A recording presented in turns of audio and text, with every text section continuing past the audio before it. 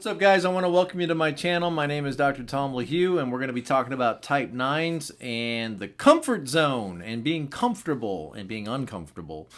Our material comes from Beatrice Chestnut's new book, The Enneagram Guide to Waking Up. If you haven't got it yet, I would encourage you to pick it up. And just as a reminder, in the description below is a link to my website, tomlahue.com, where you can book coaching appointments and also classes that I offer on demand and live on Zoom on the Enneagram and other things. And I'd love for you to join me for one of those classes. And if you want to invite me to come and speak to your team, I'm available. So thanks to my patrons. I really appreciate your support as well. So let's jump in here into comfort zones. All right, nines, I see you guys. Yeah, you're kind of dodging this like, oh, no, he's going to talk about comfort zones.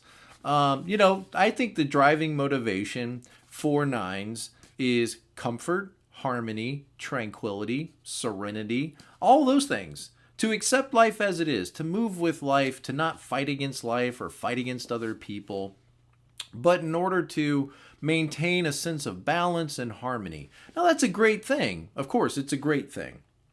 I mean, that's one of the reasons that nines tend to be easy to get along with in life, is because you actually are driven and motivated to have harmony with people and to keep people in harmony with each other. Now, that's a great gift that you bring to this world, because the rest of us need to be reminded from time to time to prioritize harmony and comfort in our own lives. But for yourself, there's always going to be 10% or 20% of the time when your goal might not need to be keep harmony. It might need to be push against people or push against the system or stand up and make your voice known.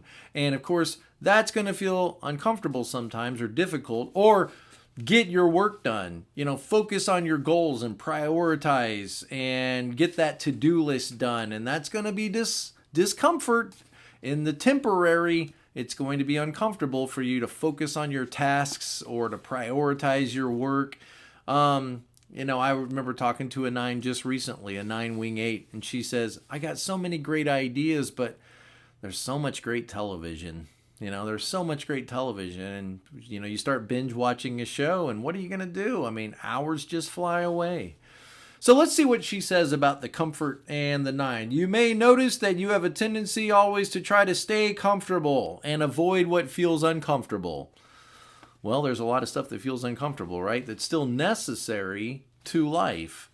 That comfort zone is a wonderful place. And your comfort zone may be your truck, it may be your room, it may be your house, your couch, your video games. And if you're not careful, you could kind of narcotize yourself on this comfort, these simple comforts, these simple pleasures, and sometimes avoiding difficult conversations with people that need to happen in order to really protect your long-term comfort, but you prioritize your short-term comfort and don't want to have those difficult conversations, don't want to be around that difficult person, so I'll just withdraw and just cooperate and comply as best I can, and then just kind of move away from this. And sometimes that's the right thing to do, and a lot of us could learn to do that better. But oftentimes for you guys, it's like you need to at least be willing to recognize that this might be one of those times. Maybe this is one of those problems where I need to not focus on keeping my temporary comfort, but do what it takes to ensure my long-term comfort. I'm going to have that difficult talk. I'm going to have to get that to-do list. I'm going to have to look at those people and give them instructions about what they need to get done. And that can be difficult when you're so understanding of other people's perspectives. The comfort zone's a wonderful thing. But, the old quote says that nothing really ever grows there. And, virtue will move you forward in life, but comfort, that's kind of the default setting of the common man. And you have that line to 3. So let's do a little 3 thinking. Like, what are my goals here? What is it I'm really trying to accomplish? Am I going to be able to accomplish these goals staying in my comfort zone? Probably not. I'm probably going to have to argue with myself a little bit and push myself and have a little anger at myself. Anger is not necessarily a bad thing. You know, you're in the anger group, but you tend to dial down anger so much you don't really hear it until maybe the last minute and you're fed up. But why did you get fed up? Maybe it was because you should have gotten fed up a little bit sooner. Maybe you should have gotten fed up, on Monday instead of waiting till Friday to get fed up. And to realize, okay, this is stupid, this is dumb, I'm sick of this, something needs to be done here. Look, you're leaning into that 1. Something needs to be done here. Or you're leaning into that 8. Don't tell me what to do. And not just stuck in that 9. Just tell me what you want me to do. Just tell me what you want me to do is it's great 70% of the time. But there's always going to be a 20 or 30% of the time where you need to shift the way you think just a little bit. So let's see what else she says here. She says, you may establish routines to stay comfortable. Routines. I'm looking at you guys. Routines. Routines aren't bad. But let's think about how we could amp up these routines. Like read the book Atomic Habits. How could you add some steps to your already existing routines that could move you more towards some goals in life? And you say, but that's it, Tom. I don't know what my goals are. Okay, well, let's work on that. Let's acknowledge that and let's work on that. Let's say it out loud. I'm so proud of you for saying out loud, it's hard for me to connect to my goals. Okay, well then let's just start easy. Is there anything in front of you that would make your life better? Is there anything like exercise or eating right or calling people that are from your past that you've kind of disconnected from and withdrawn from? Is there anything in front of you that at work? Is there anything that you could do at work that could improve your company or improve your job? Is there anything you could do that could add to your skill set or your skill base or your resume?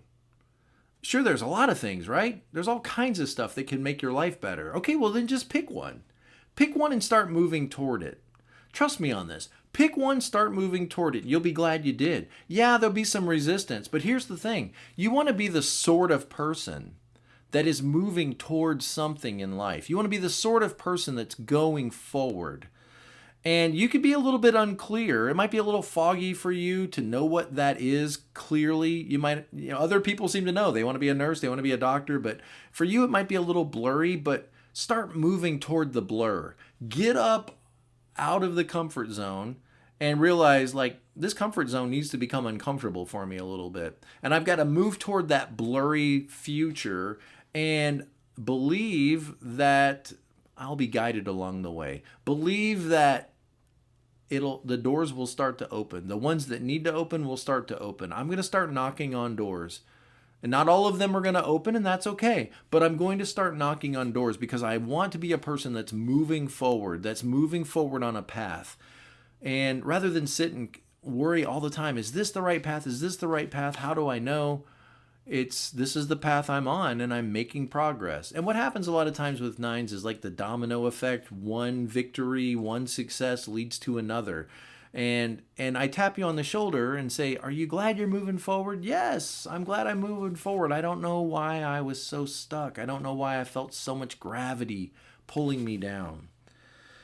Okay, so you might resist changes of any kind because changes, disagreements, disruptions, all of this affects your comfort. Think about this. If you resist change, how can you expect your life to change? I don't think I need to say anything else about that. I think that says it all. When you have this tendency to, resist change in your life, yet you're still expecting your life to change, is it just going to happen? No, probably not. It's a lot more likely to happen if you are a willing participant in the change. Okay. So avoid uncomfortable feelings, uncomfortable sensations, conflict, the awareness of your own anger. And again, if you don't feel your anger, then you don't feel like you need to change, because that's what makes people change is they get frustrated or they get sad about something and they say, enough, I'm sick and tired of this. Something needs to change. So dialing up that anger a little bit might be a good thing for you. just feeling it a little bit more and trying to be in touch with it a little bit more, and prioritize staying out of your comfort zone a little bit more. Well, the challenge is real and the struggle is real, and it's not going to be easy, but it's going to be one battle at a time, one step at a time. So I'm in your corner, and I believe in you, and you can do this, and you can do hard things, and you can change your life. Let me just remind you, you're a person. You have the right to exist. You have the right to own your life. You have a right to own your voice. And I'm sorry if people haven't listened to you and heard you like they should, but let's take time to listen to ourselves and hear ourselves before you complain that mom and dad didn't listen to me and my brothers and sisters, my husband don't listen to me. Do you listen to yourself? Do you take your own voice seriously? Because when you don't listen to yourself, don't be surprised when other people don't as well. Take your own voice seriously, and others will have to. I'll see you guys next time. Be present to life.